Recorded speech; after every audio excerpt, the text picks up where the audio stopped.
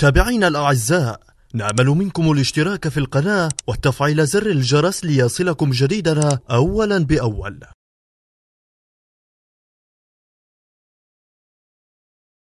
كشف النجم البلجيكي يانيك كاراسكو عن سبب انتقاله إلى الدوري الصيني بدلا من أحد الأندية الأوروبية الكبرى، خاصة وأنه تلقى عرضا سابقا من مانشستر يونايتد الإنجليزي. وقال كاراسكو إنه وافق على الانتقال إلى نادي داليان يافانغ الصيني لمعرفته بالمشروع الضخم الذي تموله شركة واندا شركة أتلتيكو، والتي كانت تمتلك النسبة الأكبر من أسهم نادي العاصمة الإسبانية قبل بيعها إلى شركة أخرى. وأضاف كاراسكو في تصريح نشرته صحيفة ماركا: أدرك جدية شركة واندو من خلال عملنا معها لسنوات طويلة في أتلتيكو، وأعرف أنهم مهتمون بالارتقاء بنادي داليان، لذلك فضلت خوض هذا التحدي الجديد. وتابع: الدوري الصيني تطور كثيرا وأصبح يضم كفاءات مميزة على مستوى كرة القدم العالمية، أمثال المدرب الإيطالي فابيو كابيلو والنجوم هالك ولافيتزي والصديق أكسل فيتسل، وهذا ما شجعني أكثر على الانتقال إلى داليان.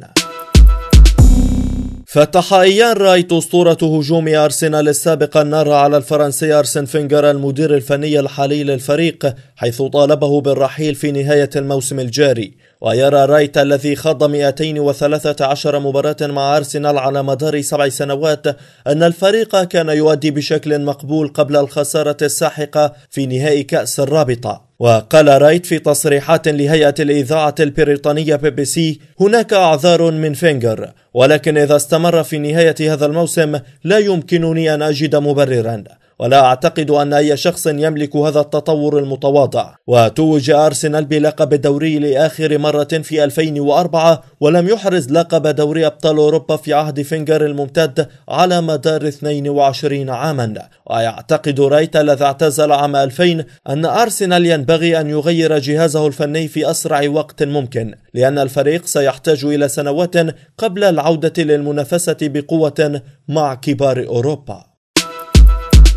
أكد خافير تيباس رئيس رابطة الدوري الإسباني أن مباراة الكلاسيكو بين برشلونة وريال مدريد على ملعب كامب نو في الجولة 36 من منافسات الليغا ستقام مساء الأحد الموافق 6 مايو المقبل. وقال تيباس في تصريحات أبرزتها صحيفة آس الإسبانية إن مباراة الإياب ستكون مساء 6 مايو المقبل، لتكون مناسبة لمواعيد محبي الدوري الإسباني في الولايات المتحدة الأمريكية. وأقيمت مباراة الذهاب بين ريال مدريد وبرشلونة ظهرا لأول مرة في تاريخ الكلاسيكو لكي تتناسب مع متابعي الليغا في شرق آسيا. وسيكون الكلاسيكو المقبل بعد 4 أيام فقط مع إياب الدوري قبل النهائي من بطولة دوري أبطال أوروبا، والتي ما زال للفريقين الفرص في الفوز بها.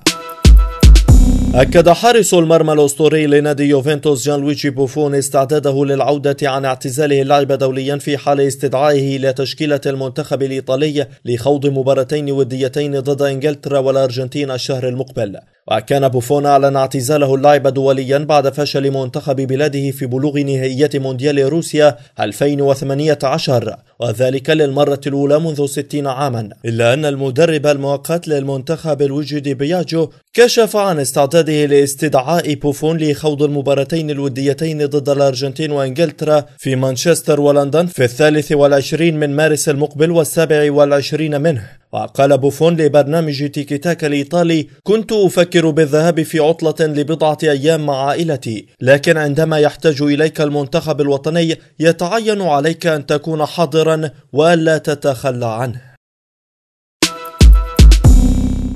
ذكر بايرن ميونخ متصدر الدوري الألماني لكرة القدم أن مهاجمه الدولي الفرنسي كيسينغلي كومان خضع لعملية في كاحله وسيغيب عدة أسابيع. وكتب النادي البافاري في بيان على موقعه في شبكة الإنترنت أن اللاعب البالغ 21 عاما يشكو من تضرر في الرباط الواصل من الأسفل بين قصبتي الساق. أجريت له عملية ناجحة في توبينغن بإشراف البروفيسور أورليش شتوكلا. وكانت صحيفة ليكيب الفرنسية أشارت في وقت سابق إلى خضوع كيسينغلي لعملية جراحية ستبعده عن الملاعب 2 شهر على الأقل. وكتبت الصحيفة على موقعها في شبكة الإنترنت أن كومان خضع لعملية جراحية بسبب قطع جزئي في أربطة كاحله، معتبرة بأن حظوظ الجناح الأيسر في منتخب فرنسا في المشاركة في كأس العالم تقلصت بشكل كبير.